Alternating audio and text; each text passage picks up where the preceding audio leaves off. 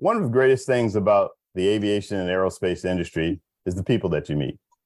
Our community of aviators, technicians, engineers, and the wide variety of other specialties in our industry connects you with a passionate, talented individuals who are capable of extraordinary things.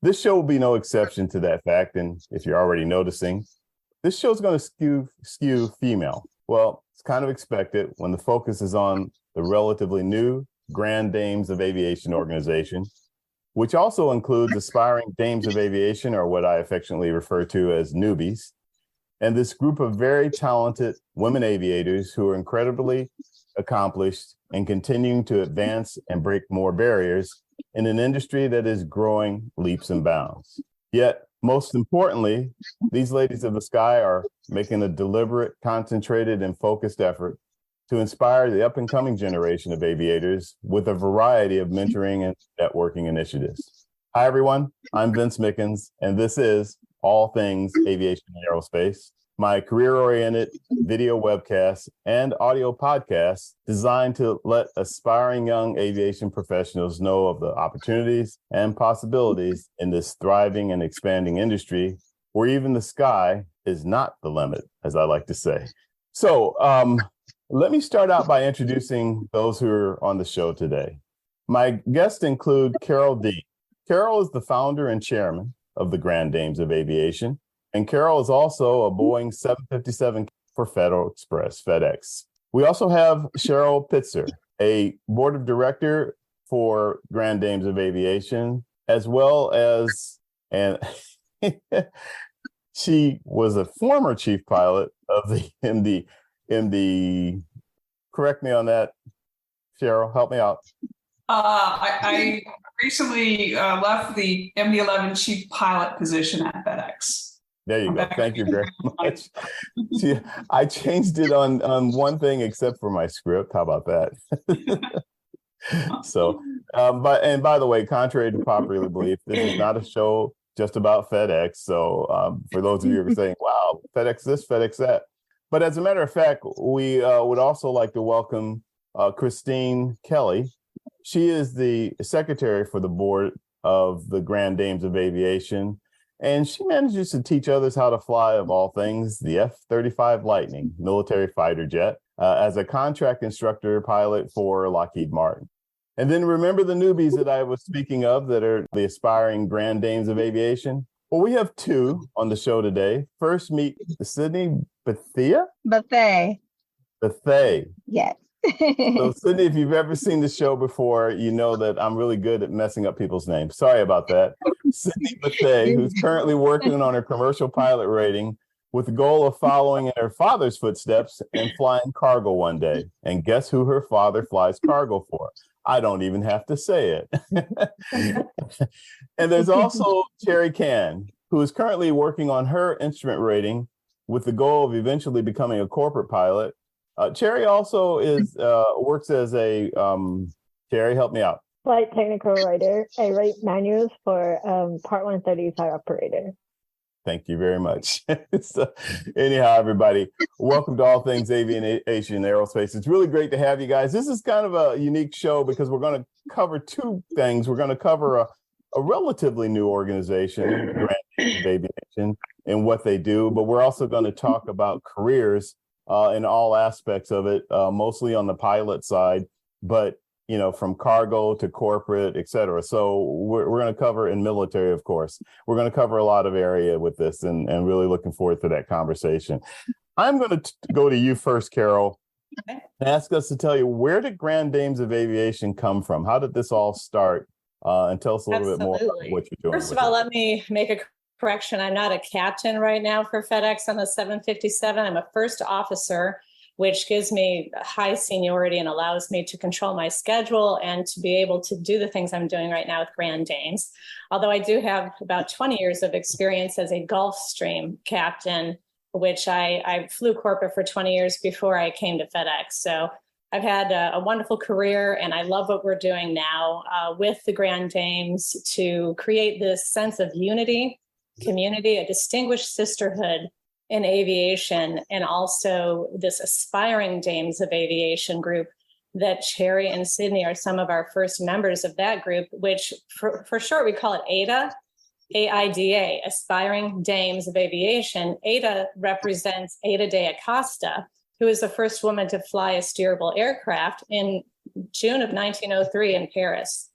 So there's an incredible history. What we're doing here is we're connecting the history with the present day accomplishments and then passing that baton to the next generation and creating that community, that networking between the generations, which is very inspiring and empowering.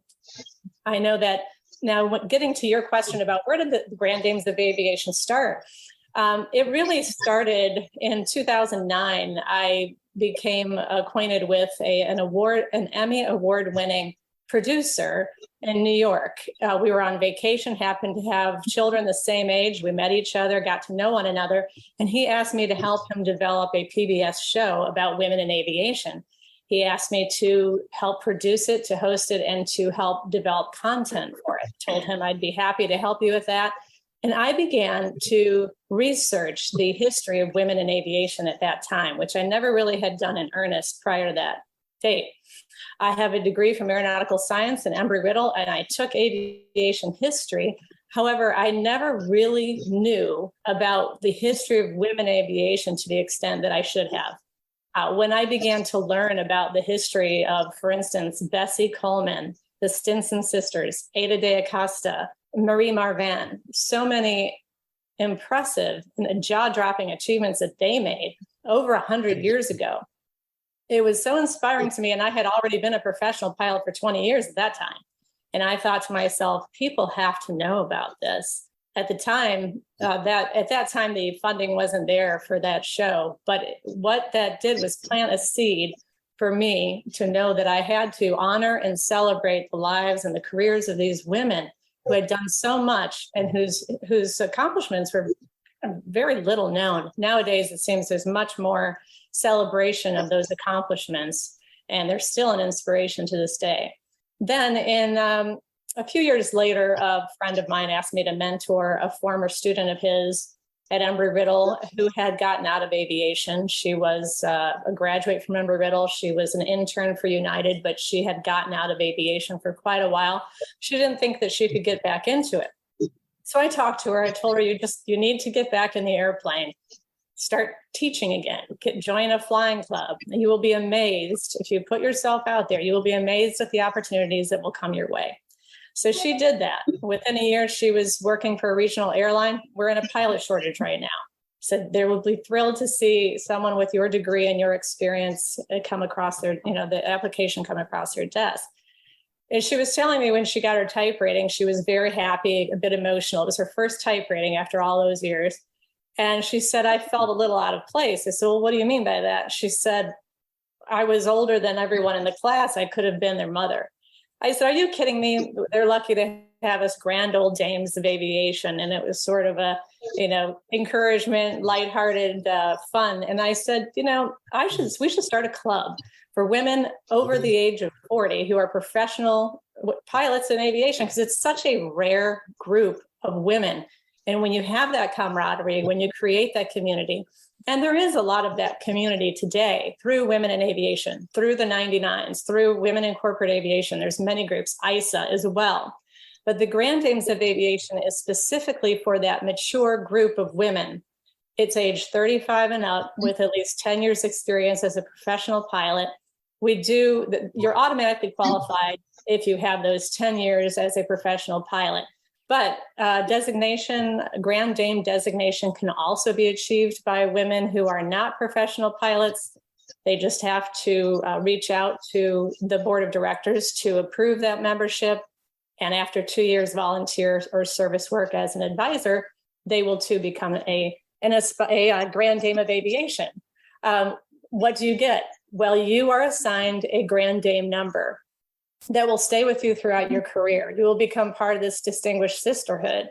The founding board of directors is Grand Dames 2 through 11. Grand Dame and all the way through 100 are the living legends in aviation, women who are living legends. People like Eileen Collins, Patty Wagstaff, Wally Funk. Grand Dame number 1 represents all of the women who've come before us who have blazed a trail who are no longer with us. So that Grand Dame number 1 is an unassigned number that represents all of those amazing women, like Bessie Coleman, like Marie Marvin, like Ada de Acosta, all of the other amazing women who inspire us. So that's the foundation. Researching the history and that spirit of mentorship, community, and sisterhood.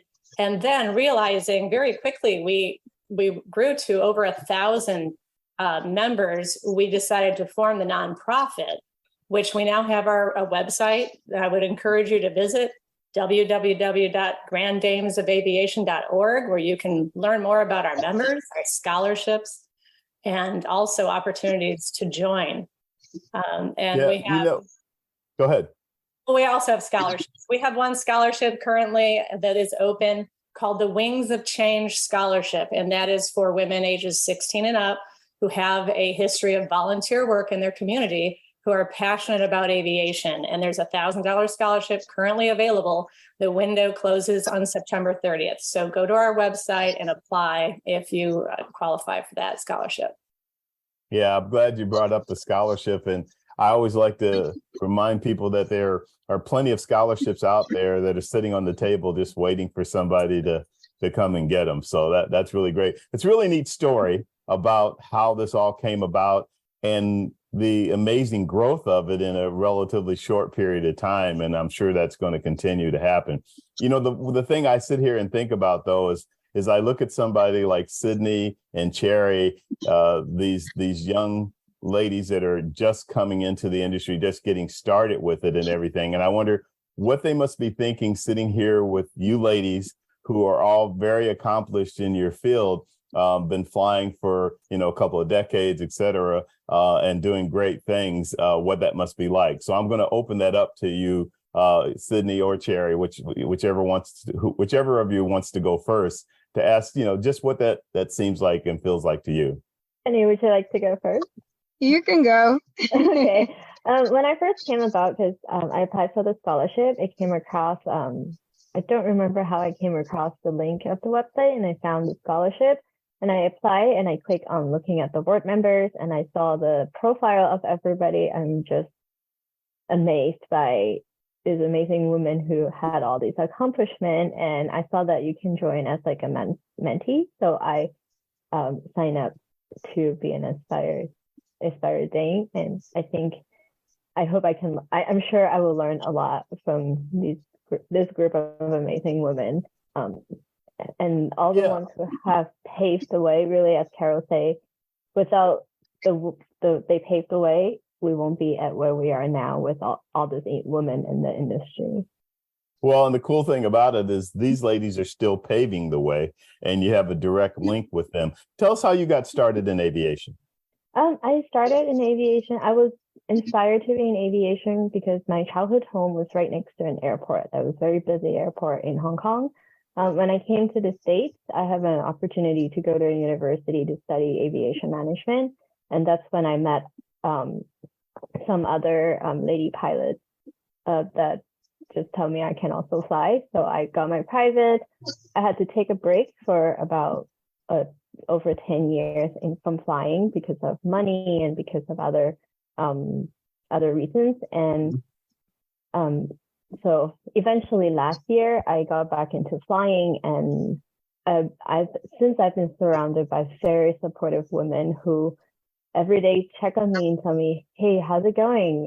You're killing it. You're doing it. Like, I'm so proud of you." And I just want to keep pursuing my goals, and then also in the future able to help others to go the same direction. Yeah, so one of the great things about what you're doing and working on, but what you do currently, is you work as a technical writer in flight ops, and so that means you've got some technical skills. I saw even something on your LinkedIn about webmaster and things like that. Did you go to school for that? Because I think it's really important to point out that really, no matter what your major is in college, you can still pursue being a professional pilot. Yes, there are people that go the professional pilot track through school at schools like Embry-Riddle and UND, et cetera, and so forth. but there are so many that have degrees in things like English literature, but end up being a helicopter pilot or a fighter jet pilot or whatever the case may be. How about you in that regard? Where does the education and technical part come in? My education had nothing to do with my current role at the airline, at the carrier that I work for.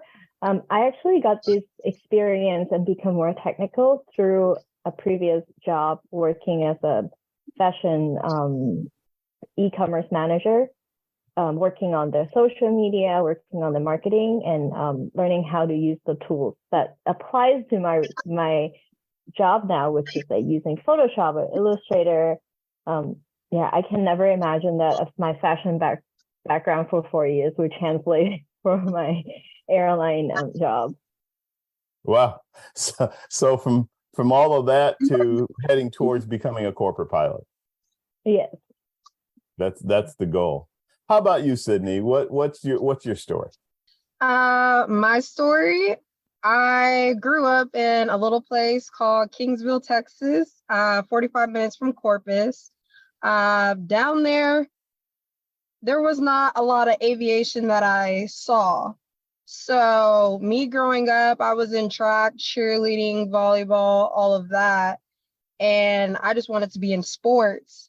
So that's what I had gone to college for. I went to Texas State and everything and got my degree in exercise, sports, and science. And then, I worked as a tech. And then next thing you know, I'm like, I don't enjoy this at all. It was not my passion. And like I tell people before, I talked to my dad and he was like, just try a discovery flight and see if, that's what you want to do. And that was the part. That's what so got all me. of this time your dad's flying, right? He's a FedEx pilot. But you weren't even thinking about it. I was not. Like, I just ignored it. Like, he always told me growing up and I ignored it. I was just like, no, I don't want to be a pilot. And then I was like, well, here we are now. What happened on that discovery flight that changed the whole course of things for you? The instructor that took me up, he was there, but he really let me have a lot of the controls. And like me just doing it, I'm like in my head, I'm like, oh, this is what my dad does. This is what, like, it never occurred to me. And I was like, I like this. And so that's what made me, I was like, I want to get started. This is what I want to do this. And so dad is very happy, but you have found your passion. He's very happy. Ladies, all of you that you guys have been flying for a long time and have been through a lot with your careers, and are still doing a lot in aviation. When you hear these young ladies talk about what their experiences are, and both of them really not having aviation totally on their radar until a little later on and things like that, or having a gap like Cherry talked about. Can you give some insight on that from your perspectives? I think it's fantastic. I also have a degree that's not aviation related. I graduated with a degree in advertising and marketing, and I decided that I wanted to travel. So I wanted to work for an airline, and Continental was hiring flight attendants at the time. So I got my foot in the door and I planned to go into the marketing department, but instead I was always in the cockpit asking, what's that? How does that work? How do you become a pilot? And everybody was so helpful and excited to think that a flight attendant may become a pilot. So I started taking flying lessons, and the rest is history. So it's good for you ladies. Welcome. How about you, Christine? You went the military route. I did. I think it's a testament now still to the fact that we're still such a very low percentage of the population of pilots. So perhaps the lack of exposure to women pilots doesn't allow younger women to maybe think of it as a career field, perhaps. Some folks, need to see themselves doing something in order to want to do it. I wasn't that way. There were no female fighter pilots when I decided that's what I wanted to do. And they didn't get to become allowed to fly fighters until I'd already been selected to go to the Air Force Academy. So again, motivations from different people. But I think that the more women pilots that are around and the more that we get the word out and try to mentor and advertise this wonderful career field, then we'll get a lot more interest. But I just think it's just a standard lack of numbers, unfortunately. Yeah, when you were selected to go to the Air Force Academy, were you already thinking about wanting to be a pilot, or did that come about? Oh, yeah. When you were... No, I knew at the age of 5, I saw a bunch of F4s beating up the pattern in Southern California right over my head. And I knew that's what I wanted to do. Women couldn't fly fighters then, although the Navy allowed women to fly fighters, just not in combat before the Air Force did. It wasn't until 1993, after I was accepted to the Air Force Academy. It was kind of like a blind spot of mine. It's like, well, clearly I'm going to do this and it's just going to work out. And it did. Timing was everything, but that's how it ended up. It took a minute for it to happen. Fighter jets, was that a choice? Was that something you specifically wanted to do? Yeah, from the age of 5 on, I saw F4s and I said, that looks awesome. And then I saw the movie Top Gun when I was like in 5th grade, like the first Top Gun. And again, that looks awesome, albeit in the Navy. So I wasn't really a big fan of the Navy because of boats and all that. But yeah, no, I've always wanted to fly fighters from the age 5 on. So I did that for 20 years in the United States Air Force. And flew the F-15E, flew the F-35. And now as a retiree, I retired at the age of 42 after 20 years. I now work for Lockheed, still teaching F-35 pilots, albeit in the sim and academics, but I get to fly GA on the side for fun. I really enjoy it. Yeah. So on the military side of things, in terms of flying as a woman, a female military pilot, with the experiences you've had and bringing us forward to the current time, what kind of thoughts do you have about that you would share? For example, even though both of them right now are going the civilian route, but you would share with young people like Cherry and Sydney. Well, here's the best part about flying in the military. All of your flying hours are free. All of your training is free. So I retired from the Air Force smile on Sydney's with a CFI, MEI, all of the things. So, and I paid for 0 of that. So there's a lot of opportunities, whether it's active duty or reserves or guard, and again, in all the services. So I would encourage young people, if there's age requirements as well, so you have to keep that in consideration. But like the Air Force or the military will pay for your training, and you will get outstanding training that civilian corporations value. So even if you want to go the corporate route or the cargo route or just a major airline route, you can still do reserves on the side or National Guard on the side. And if you have a calling to serve your country, which is really kind of the underpinning of all of this, then you get to do both. And it's a really nice balance. Nice. Carol, I wanted to come back to you because I wanted to ask you a little bit about your background going back a ways. And because you kind of came up through the corporate flying side, but prior to that, how did all of that start for you? Right. Yeah, for me, always growing up, tomboy, loved adventure, challenge, loved competing, with the boys and running around with my brother in the neighborhood. But when I was in high school, and I did a lot of traveling growing up, but when I was in high school, we had an assignment in the 10th grade, which I think they still do that a lot today, about a career. You were supposed to research a career. And I was taking this assignment seriously and trying to think, okay, what do I want to do this paper on? What do I want to do with my life? Well, there's so many things. I began to eliminate what I did not want to do. I didn't want to deal with other people's problems because my father was an attorney and I saw the stress in that industry, and my grandfather, they were all attorneys. So, okay, I'll eliminate that.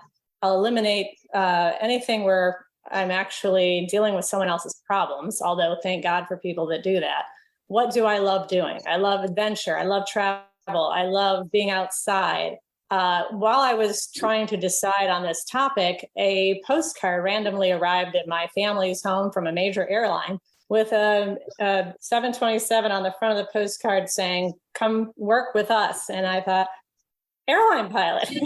I turned the postcard over. It had probably 30 different careers for the airlines, but immediately my thought was airline pilot. That hits all the buttons, checks all the marks for adventure, travel, being outside, and being challenged. So I did this research paper on airline pilot. I found out what are the requirements, what are the special certificates that I might need to earn, and where do I go to get that education? What is the work environment like? All of those things.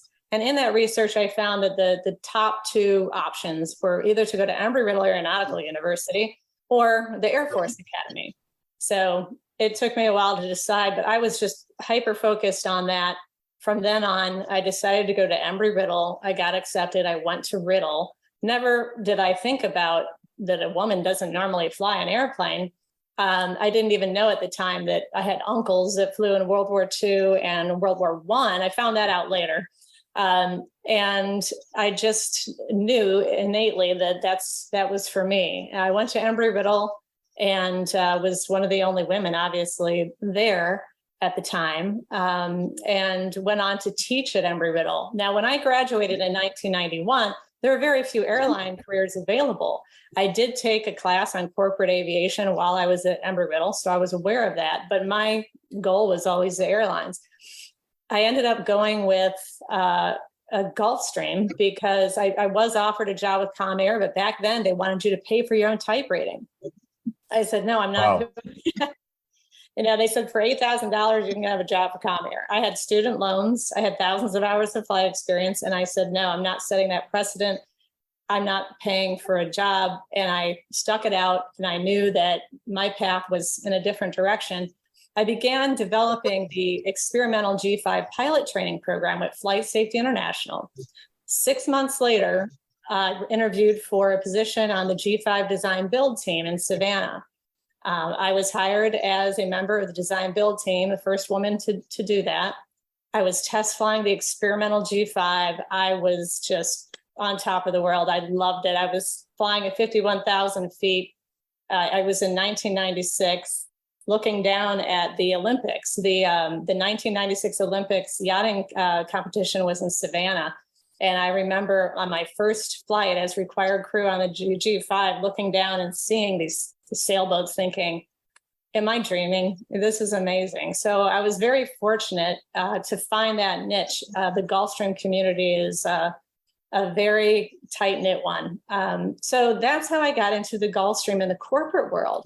After helping them certify the G5, I taught for flight safety for a year, went on to fly for Chrysler, Pentastar, 21st Century Fox, many other corporate flight departments on the G5, the G4, and the 550. Absolutely loved it. Corporate world is very different from the airline world. You're Absolutely. much more, yes, Yeah. there's much more going on. You're involved with the catering. You're involved with fueling the airplane. You're involved with hydraulic servicing.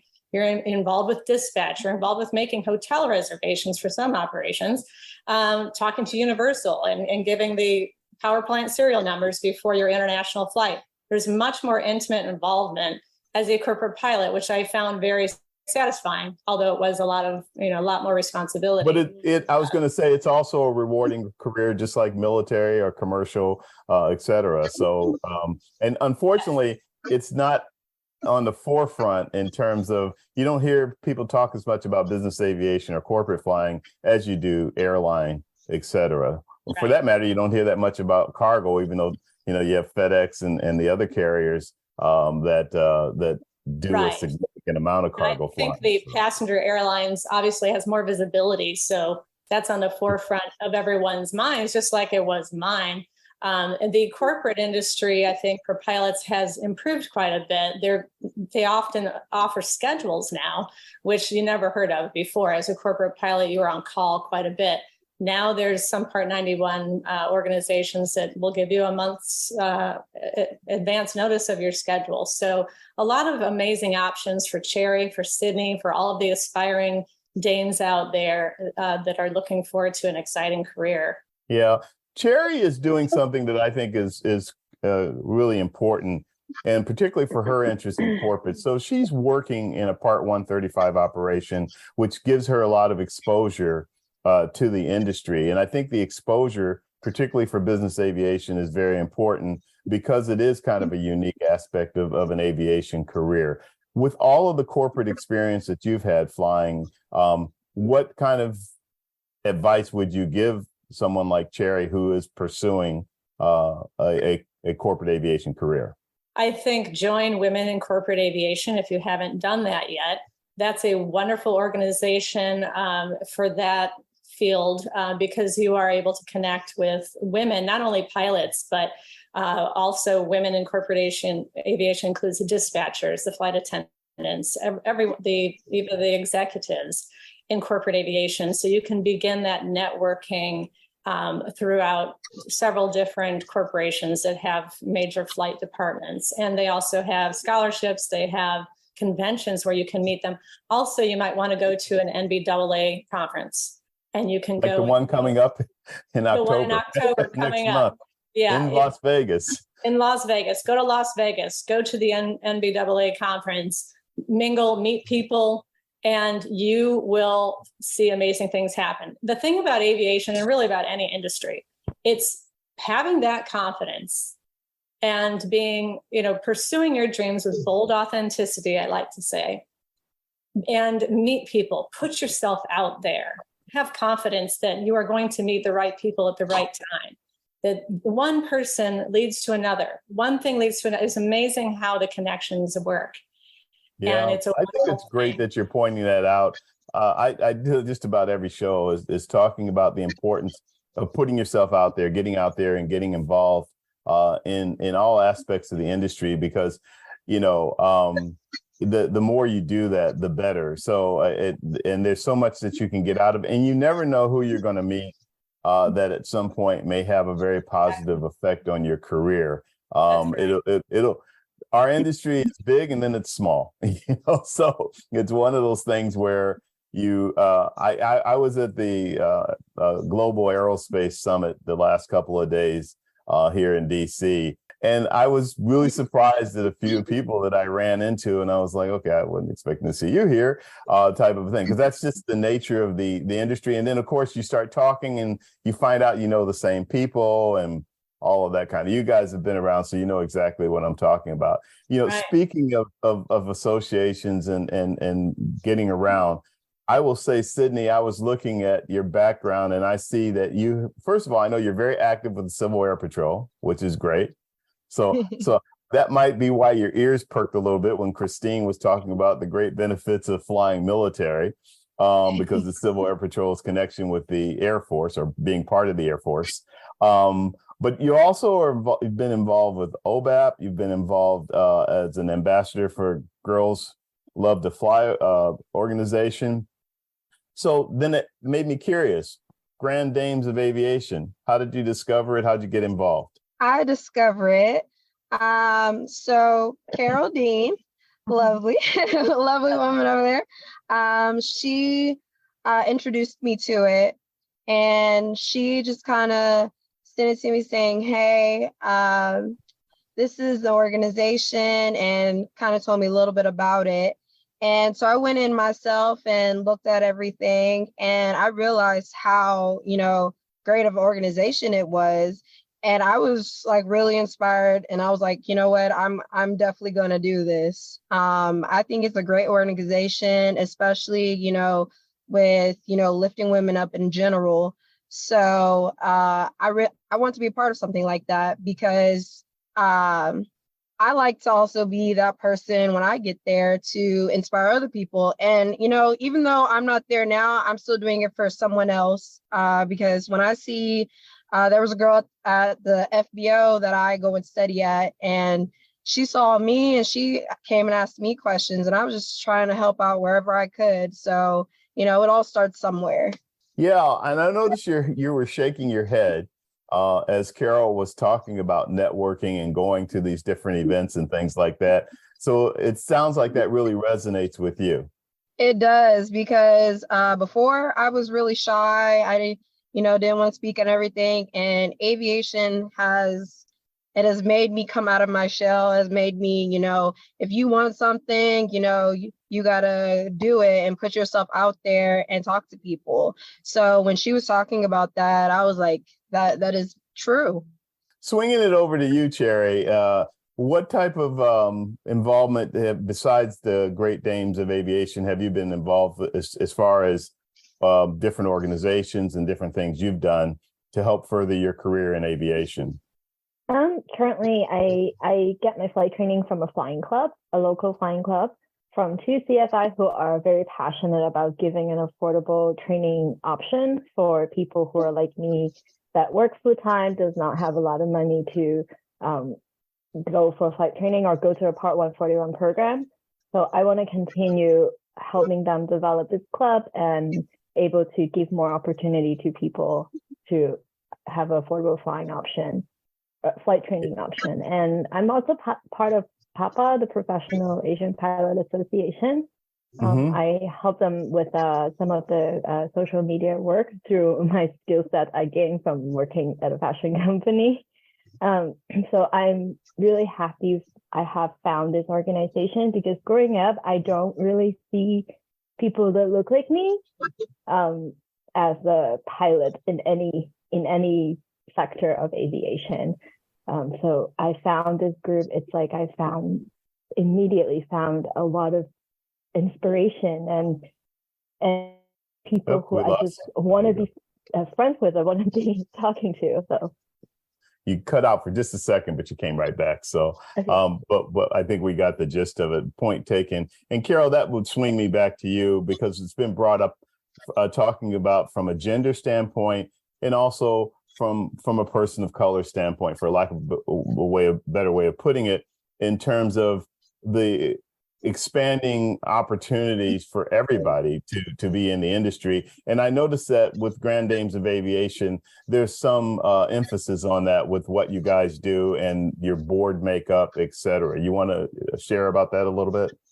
That's right. I feel it's really important for the Grand Dames of Aviation to represent a diverse background, whether it's from our concentrations in military, corporate, or aviation, but also racially, in any way to represent, so that we can inspire all of the women who are coming up, like Cherry, like Sydney, that although, we don't have a lot of women flying, and especially not women of color, less than 1% of all professional pilots are women of color. There's a reason for that. There's a reason because they did not have the same opportunities that the rest of us had throughout the years. The WASPs, who we so greatly cherish and honor, that flew during World War II, although that they also received discrimination, there were women of color that also applied to become WASPs that were not allowed to because they were women of color. I think there were one or two Asian WASPs, but there were no Black WASPs, even though there were some who applied, because it was thought that they wouldn't be fit in, or they wouldn't get, So that is an injustice that has contributed to the fact that when women of color look up to the cockpit, they don't see anyone they possibly might identify with, other than a woman being up there and say, "Oh, I'm a woman. She's a woman. I can be there too." It's when you see it, you can be it. As Teresa Claiborne, who is on the board of directors, and she is one of the founders of Sisters of the Skies, which is for Black women pilots, she often will say, if you see it, you can be it. And so that's partly why I try to encourage this diverse representation. We are a distinguished sisterhood, regardless of color.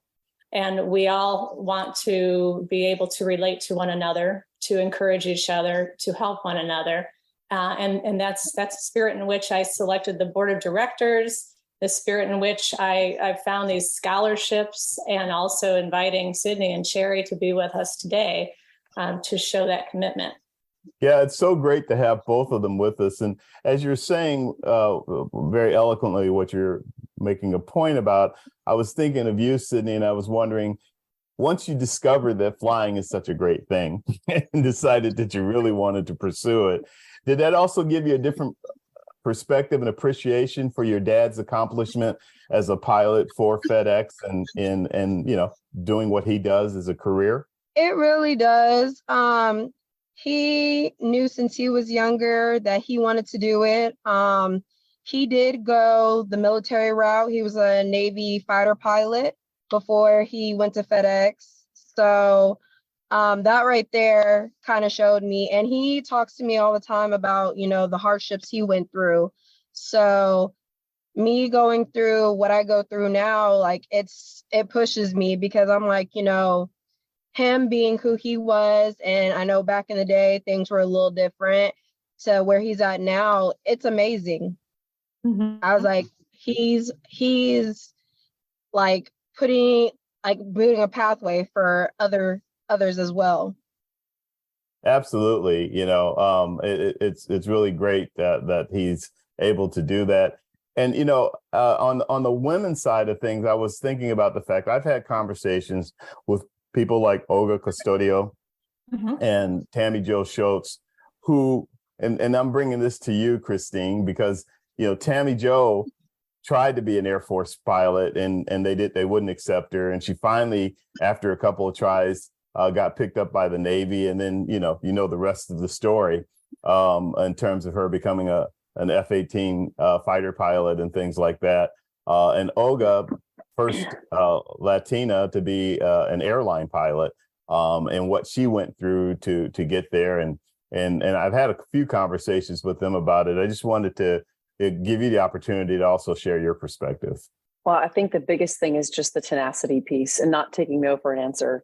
I actually work with a gentleman who was an Air Force Academy graduate, wanted to become a pilot, and the Air Force wouldn't take him. So he then cross-commissioned to the Navy to become a Hornet pilot in the Navy, and then also transitioned to the F-35C. So he's out of the Navy now. We both teach here for Lockheed Martin, but just not taking no. Like, there's waivers for things. Go to the other service. Somebody you don't like your instructor pilot, find somebody else. There's always a way if you've got the will, you have the tenacity, but it really comes down to like that stick-to-itiveness, that grit.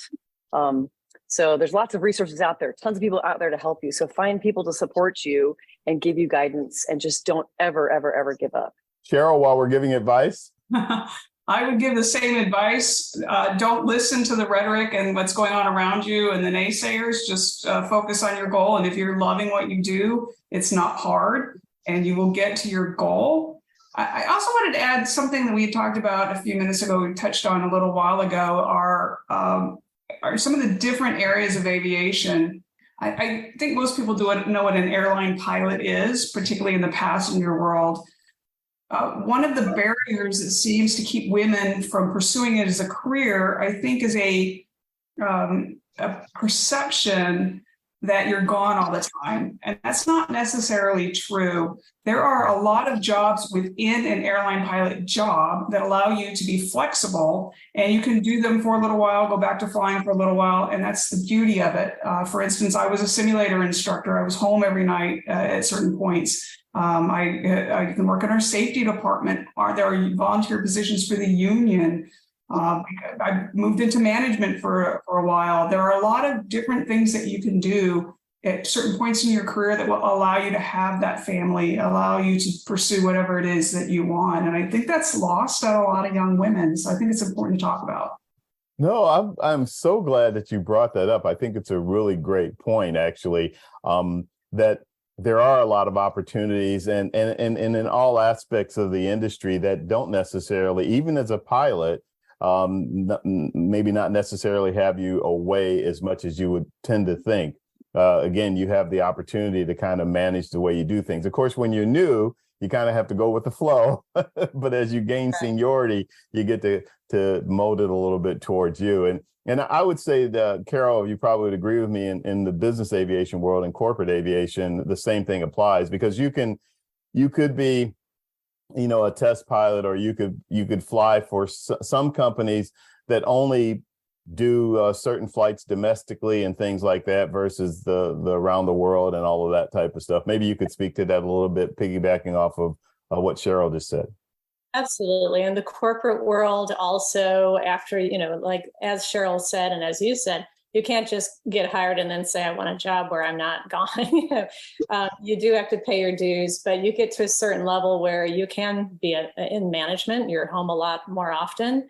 Also, as you said, test pilot. When I was on the G5 design build team and I was test flying the G5, I was home almost every night. Also, as a G5 instructor for flight safety, that's an option also. I did that while I was flying part-time contract, and that kept me current. They paid for my currency every year, and I was home, most nights. So there are options in the field that can as you go through your career, depending on what's happening in your life, whether it's family or whether it's caring for an elderly parent or what have you, or whether you're having health issues of your own, there are options within the flight department when you can't fly, where you can continue your career. And often those alternative career paths lead you to such amazing opportunities. When I was flying, eventually Daimler bought Chrysler. We became Daimler Chrysler. Eventually Daimler sold the flight department. That's what brought me back down to Savannah, where I was teaching for flight safety. I became a FAA designated G5 check airman, a JAA G5 check airman as well. And I was flying part-time on the side. Well, then I developed my own LLC, Top Jet LLC, aircraft consultant, pilot broker, which I still have that company now. I provide Gulfstream pilots when needed to new owners that don't have qualified pilots yet. The connections you make and that new direction that sometimes you take, it takes you off of the common path. Sometimes you find new areas that are very inspiring, that are interesting, that are very fulfilling, such as what Cheryl's talking about. I would also like to open the floor to Cheryl to talk about volunteerism and the role she plays with Orbis, the Flying Eye Hospital. Absolutely. Yeah. Tell us about Orbis, because that's a really great program. Absolutely. It's near and dear to my heart. For anyone that's not aware of it, Orbis International is a big organization, and they have an aircraft, a large aircraft. It was a former DC-10, and they have converted it into a flying eye hospital. So the entire back of the airplane is a fully U.S. accredited eye surgery hospital. And as a volunteer pilot, my job is to move that hospital into areas that have a lack of access to good health care.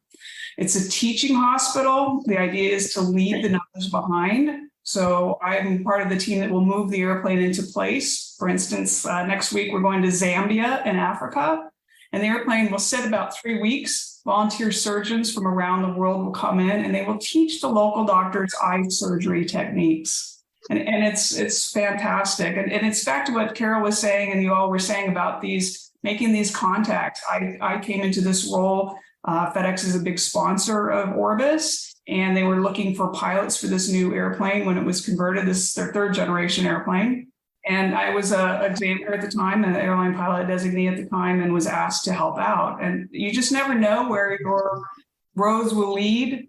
Being in management, I speak at webinars like this quite often for different organizations. And it's so inspiring to see this up and coming generation like Cherry and Sydney. So you just never know where that inspiration and where your career is going to lead you. Yeah, absolutely. I wanted to go back to you for a second, Christine, back to what we were talking about before Orbis. And that was in terms of, I wanted to ask you, from your military experience, et cetera, is the same opportunity there to kind of at some point be able to have a schedule that, is a better lifestyle or whatever? That's a tough question to answer because the needs of our nation call, right? So depending on the squadron that you're in, if you're in an operational squadron, if it's your time to deploy, you got to deploy.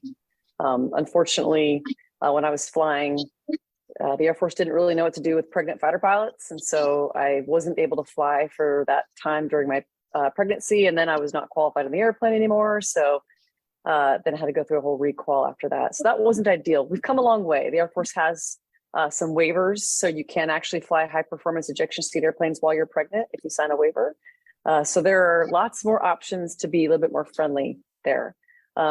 Should you be married to someone who's also in the military and have children with that person, there's also family care plans you have to have on file in case they both need you to deploy.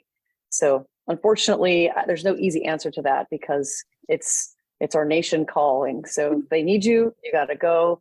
But I will say, as a fighter pilot, unless I'm deployed or on a TDY, or we're going to go out and do some training away from home, I'm home every night.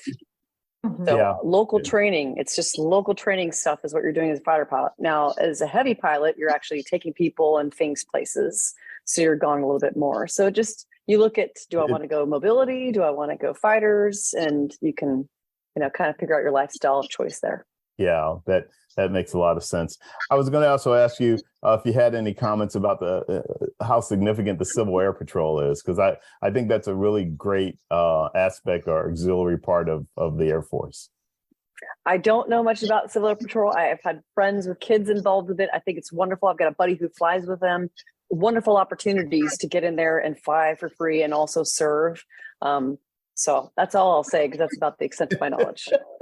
Okay, sorry to put you on the spot about that. It's okay. Yeah, I just said Air Force, and anyhow, so we have a few minutes left, and I wanted to give both Cherry and Sydney an opportunity live on this show right now to ask any questions that may have come to mind while we've been talking for almost an hour now about the Grand Dames of Aviation, but more importantly about your career aspirations and the direction you're going. Do you have any questions about corporate flying, military flying? I guess you know a little bit about cargo flying, Sydney, since one, you work part-time at FedEx, and two, Dad does it all the time. But any questions for the panel? Can I ask a question for Sydney as a daughter of a pilot dad? How did you feel when you were a girl and looking?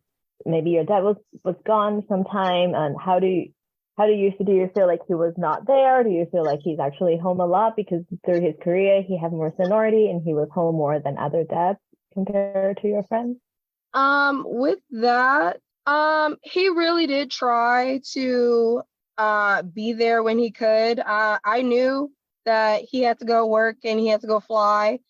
So it wasn't a big thing, but he has kind of made it now to where he makes a schedule around, sporting events, everything like that now. So I know he had to build seniority, and before it was kind of rocky, but I mean, he made it work. So he was there. He made sure, he could be there. So that's what I'm looking for, when I get to that level is, just trying to make sure I be there for my family when I can. And Sydney, do you have any questions for anyone? Okay, I know it's a little different. I know they mentioned, being pregnant while flying. How did that go for everyone else? Well, when I was pregnant, I was a G5 pilot at the time for Chrysler Pentastar. And really, I only flew probably about 12 weeks when my one of the gynecologist experts said that he didn't think I should fly because he was concerned about the high altitude that the G5 flew. I was asking a question about solar radiation. He said, no, solar radiation is not a problem. But he said the high altitude that the G5 flies, he felt that if there was a pressurization issue that the membranes could rupture or what have you. So I didn't fly after about, I think it was 12 to 14 weeks of pregnancy. But I know that there's many women today that fly, well into their 7th, 8th month even. And that's a personal choice. I think that it's possible. It's, something that you can do. And if you don't want to do that, then that's something that you can work out with your company. Cheryl? I remember telling my daughter, you were with me in Paris and you were with me in Venezuela before I even knew you were with me. So, Cheryl, did you have anything to contribute to that before we wrap up? I don't have any children of my own. It was like I said, I was a flight attendant. And when I made this career choice, I knew that it would be something to consider whether or not to have children. I ended up marrying a fellow FedEx pilot, and he already had 3 children. And so it was fantastic, instant family. So I can say, though, that most airlines are incorporating into their contracts. We all pretty much work under a union collective bargaining agreement. And in those agreements, we have pregnancy policies, pregnancy uniform policies, leave policies, all of those things. So you have those protections at a company that's large. And so it might be a good question to ask if that's a concern as you're coming along and you meet women at these different companies. Ask what those policies are. You could also get involved and help change those policies along the way. If I could speak up too, I'm very fortunate with FedEx to have that seniority in the right seat of our narrow body aircraft, the 757. I'm able to hold the Savannah line, which is my hometown. So I fly home almost every day.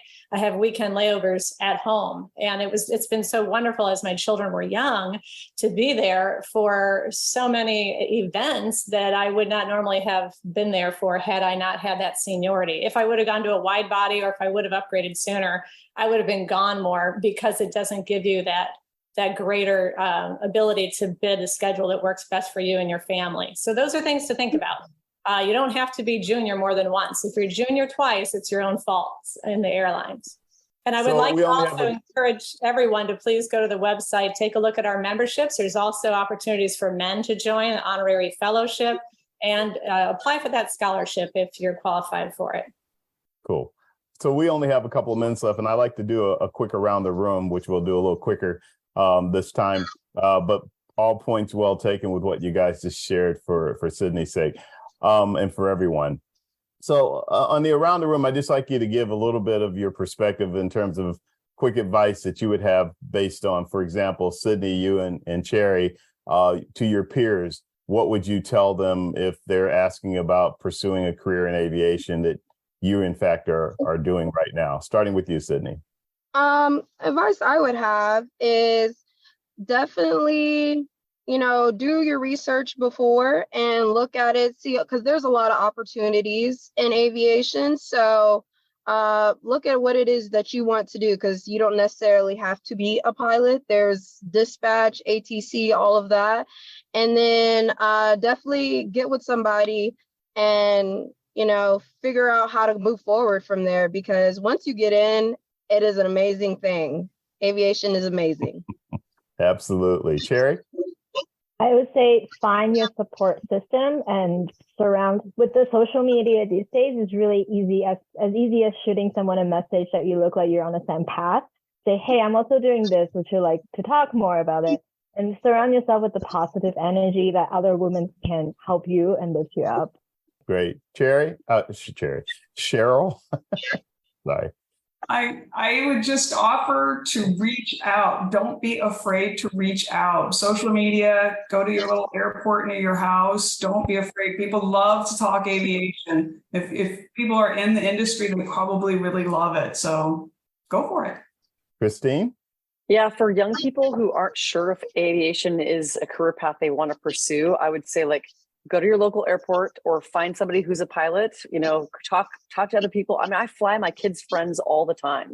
EAA Young Eagles is a great program as well. Kind of that discovery flight that Sydney mentioned, try it, see if you like it, see what sticks. So try it at an early age. My girls are not interested, which is a bummer, but their friends are. So I'm going to keep working that angle. Christine, I'm just hoping my girls one day will get their private pilot's license. That's about the extent of their interest in aviation, even though they've flown with me since they were infants. Carol, as I always like to say, take us, fly us home. I will give the advice to pursue your dreams with bold authenticity, have that confidence and reach out, network with people, join the aspiring dames of aviation, join the Grand Dames of Aviation if you have that qualification, and join the Honorary Fellowship of Aviation to also support our mission to celebrate, educate, and inspire women to believe, achieve, and succeed in aviation. Also, don't forget about the Abington Grand Dame watch. You can also find a link to purchase this watch on our website. This is what funds our scholarships. And it was actually recognized by the GPHG, the Grand Prix Horological Geneva, which recognizes the top design watch of the year. So we're very thrilled to have that designation. And it's an awesome, awesome watch made by Abington. You did that like you were on a shopping network, right? Well, I had to get that in there. What's your website address again, real quick? Okay, it's www.granddamesofaviation.org. And please take a look, check out the leadership team, check out our featured dame of the month right now. We have Valerie Scott, who's an amazing trailblazer, and several others that you can research there. You will find under memberships the ability to join as an aspiring dame. That group is forming now, and it's really in the beginning, and it's exciting about what opportunities that they will be able to have. And just so many wonderful opportunities there. primarily, we're creating a network of women honoring those who came before us, and we're assigning a Grand Dame number to all of the Grand Dames that are qualified to recognize them for their achievements in aviation and aerospace, and for inspiring. Ladies, I'd like to thank you very much for joining me today and talking about not only the Grand Dames of Aviation, which is growing into a really great organization, but about, opportunities and possibilities for careers in a really great and thriving industry. Now's the time. If you have any interest in aviation and aerospace, you couldn't pick a better time right now, and it's going to be that way for the next few decades. So it's going through a growing spurt again. So it's pretty cool stuff. One final thing I wanted to say, and I'm really directing this to Cherry, but to everybody, there are a lot of scholarships out there. I know, because I do a couple shows a year about scholarship opportunities, and there's a lot of money sitting on the table that doesn't get picked up because not enough people apply, or they stop halfway through the process. There are scholarships for every aspect of this industry. So it's just a matter of checking in with the different organizations. You had mentioned EAA, there's AOPA, there's NBAA, and I could go on and on with the alphabets, as well as, of course, Grand Dames of Aviation. So there's a lot of money on the table out there to help people get through their different ratings and progress with their career. And not only for being a pilot, there's scholarships for scheduling and dispatching, et cetera, et cetera, et cetera. So now I've run out of my own time. Ladies, thank you very much for being with us today. Thank you, Vince, so much. Thanks for having us, Vince. Thank you. It's been a pleasure. All Things Aviation and Aerospace is the video webcast and audio podcast presentation of the Private Air Media Group, which after today's live stream is available to watch on demand via my Private Air Media YouTube channel, Facebook Live page, and LinkedIn Live page. Or you can listen to it as a podcast on Spotify, Apple, or wherever you get your podcast from. Until next week, please take care, stay safe flying if you're a pilot like me, and blue skies. Wishing you all the best. Everyone, have a great one.